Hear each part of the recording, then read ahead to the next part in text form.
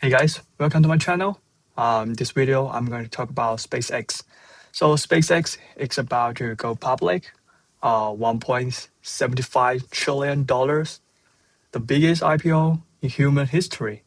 So everyone is asking like the question, is it worth it? Um, Most people, I think, they are still thinking about SpaceX as a rocket company, but what is actually inside this IPO is something that has never existed before in human history. So in this video, I'm going to break it down.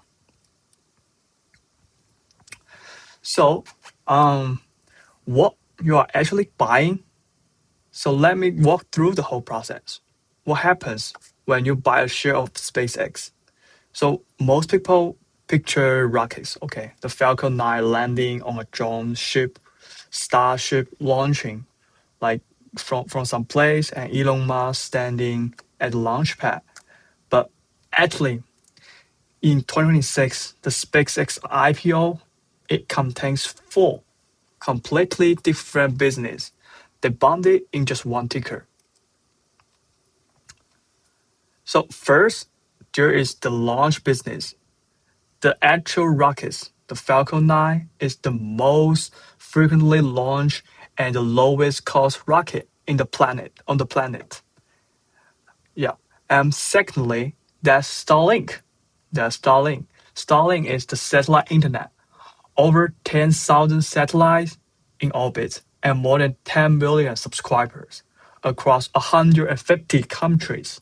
This is the real revenue engine, and Starlink generated $12.3 billion in 2025, and that is over 70% of SpaceX's total revenue, and it's growing at 80% year over year. And thirdly, that's XAI and Grok. In February 2026, SpaceX acquired XAI, and XAI built Grok, which now hold about like 20% of the US AI chatbot market. And lastly, that's X, the formerly Twitter, 557 million monthly active user. It's all in the same box.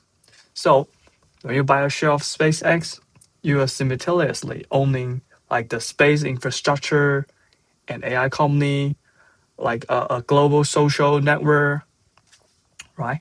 No public company in history has ever combined this all together, right? And then we are going to talk about like the flywheel of the X.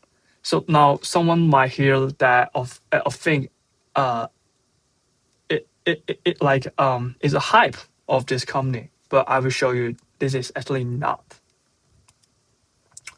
So you can see this picture. I think this is the flywheel in my framework of this company. So let's see this for business. They have an internal logic. Actually, they have internal logic. They can connect them into like a self-reinforcing loop.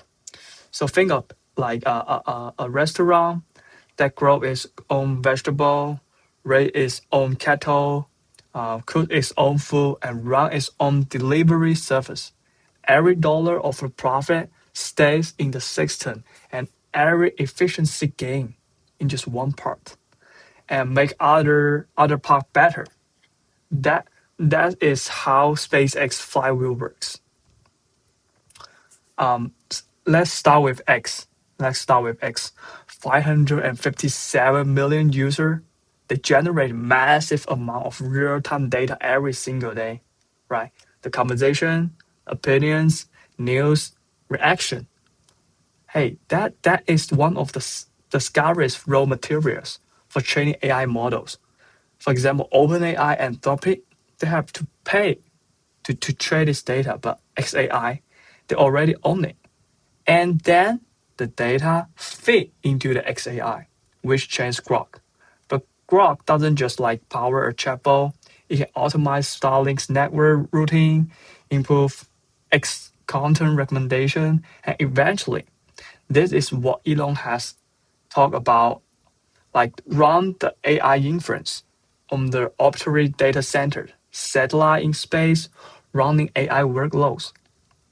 And Starlink, meanwhile, is connecting the entire planet.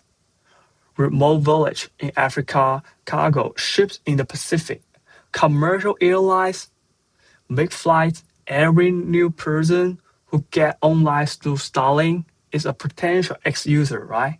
And generating more data, feeding back into this loop. And underneath all of this is SpaceX launch capability. The rocket are what makes Starlink's deployment costs dramatically lower than any other competitor. Falcon 9's reusable ability means launching a satellite costs roughly one-tenth of what competitor pay. That cost advantage compounds. Cheaper launchings means faster Starlink deployment, which makes faster revenue growth, which funds the next generation of rockets. And here's the thing really matter. This flywheel itself is self-sustaining. Starlink's is like a cash flow. We are talking about like $8 billion in free cash flow, and then it funds the entire system. And SpaceX doesn't need anyone's permission to keep going. It doesn't need another like funding run. It doesn't need government subsidies, and the flywheel itself can generate its own fuel. And so in my investment framework, I have like one principle is like I prefer some company that fund their own evaluation. Like I said, Google before, right? They use their search profit to fund the DeepMind, and right now SpaceX use Starlink's revenue to fund Starship, which makes Starlink cheaper and which can generate more revenue. This is a textbook example of my principle. So it, the flywheel is real. And then, like the flywheel story maybe isn't enough. So I need to like apply a harder test. What is this test? It's like if any of this business disappear tomorrow, could something else fill the gap? So first, let's start with the SpaceX launch. So I think it is irreplaceable because regarding to SpaceX, they have launched over 200 times in 2025 and more than every other rocket company on Earth combined. And the cost advantage isn't 20 or 30%. It's an order of magnitude. Like we can take some example like Blue Origin, Rocket Lab, right? They are at least 5 years behind on that reusability curve. So I think right now you cannot replace it, right? And secondly, we're going to talk about Starlink. Again, I think it is irreplaceable because you got 10,000 satellite already in orbit. Like you have Amazon's project, it's called Cooper. They just started deploying, right? Um, so they got a structural advantage. The company with the cheapest rocket in the world is also the company deploying the satellite. Hey, competitors, they don't just need to build satellite, they need to solve the launch cost problem, right? And the cheapest solution to that problem is their competitor, SpaceX, right? And then we are moving to like the Grok, the XAI. Yeah, I think it is replaceable because everybody know maybe the most people use is like ChatGPT or Anthropic's Claude, but I still think they have some advantage.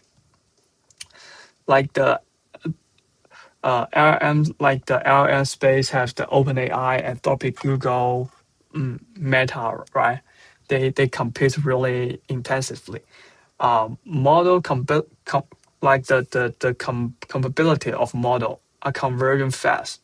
So today's leader might be tomorrow's second place. For example, like 2 years ago, we believed that OpenAI is the real cheerleader in that area. But right now, we don't think OpenAI is the only one. You got Anthropic, you got Google's Gemini, right? And secondly, XAI, they have something that others don't have.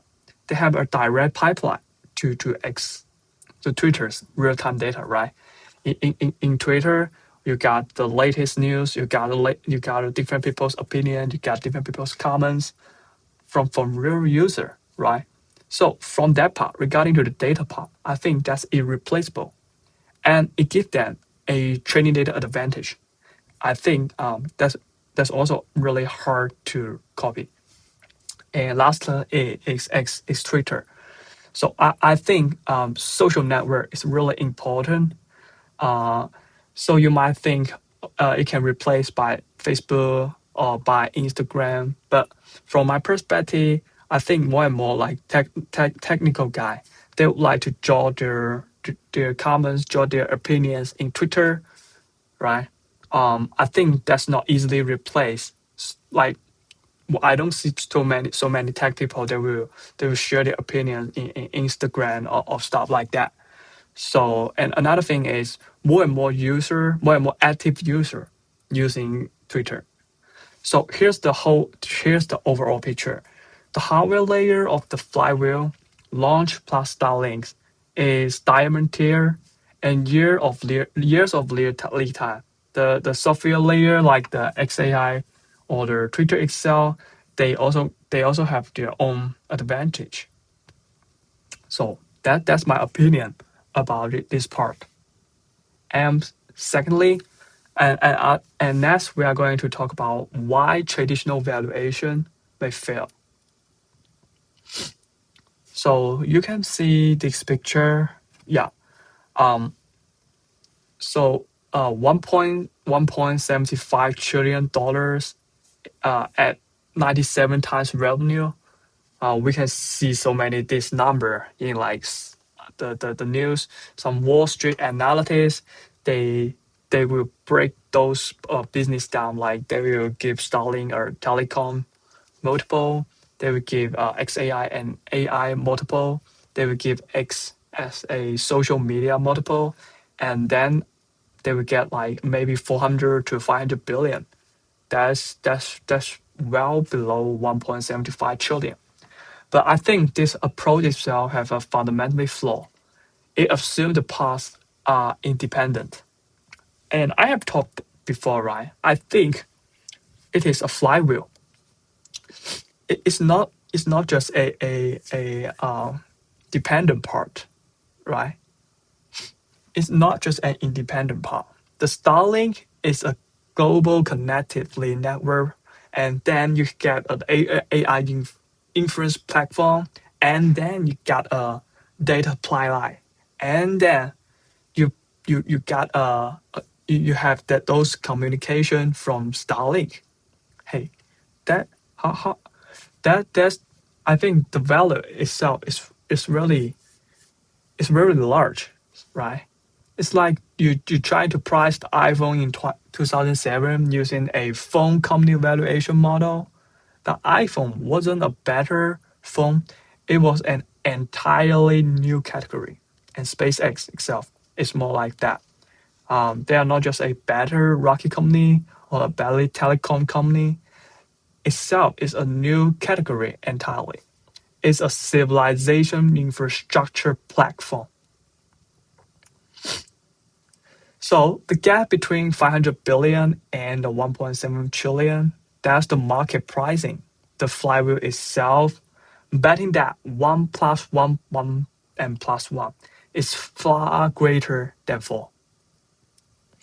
So again, in our channel, we will always share the risks of the company. And firstly, I believe SpaceX is more like a long-term play. And so we can talk about the risk one by one. Firstly, the valuation part itself. The valuation prices it really need like the perfect execution, right? 97 times revenue means the market has already baked that Starlink's hypergrowth, XAI success, and the dominant of the Twitter. So let's assume that if the Starlink's growth slows to 40% or the XAI fail, right? The valuation itself may face serious pressure. And secondly is Elon's attention. So now himself, he runs Tesla, SpaceX, and a lot of company, right? And also he said something about the politics couple months ago. But the good news is he have stepped back from politics, and right now he focused himself on this company. So I hope he don't talk too much about the politics. And thirdly is the voting control. And right now Elon Musk himself have the majority of the control of this company. So if he makes some bad decision, we have to watch out. And lastly is the post IPO sell pressure, because regarding to SpaceX, a lot of it has a lot of early investor and a lot of employer. They waiting for the liquidity. So as the largest IPO in the human history, I think some of them might sell the stock for the cash, right? So that's another signal. So these are the 4 risks regarding to SpaceX.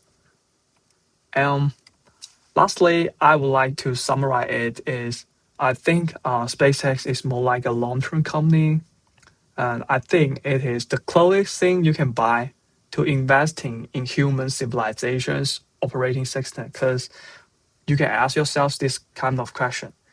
Does humanity need space infrastructure? I think the answer is yes. So do we need the global internet? I think it's yes. Do we need AI? Of course, yes. Do we have a great information platform to share your opinion freely? Yes. So all four, they concentrate on one sustaining entity with no substitute. And that's it. That's today's video. I hope you liked today's video, and I hope you can drop some comments. And I will see you in next video. See you. Bye.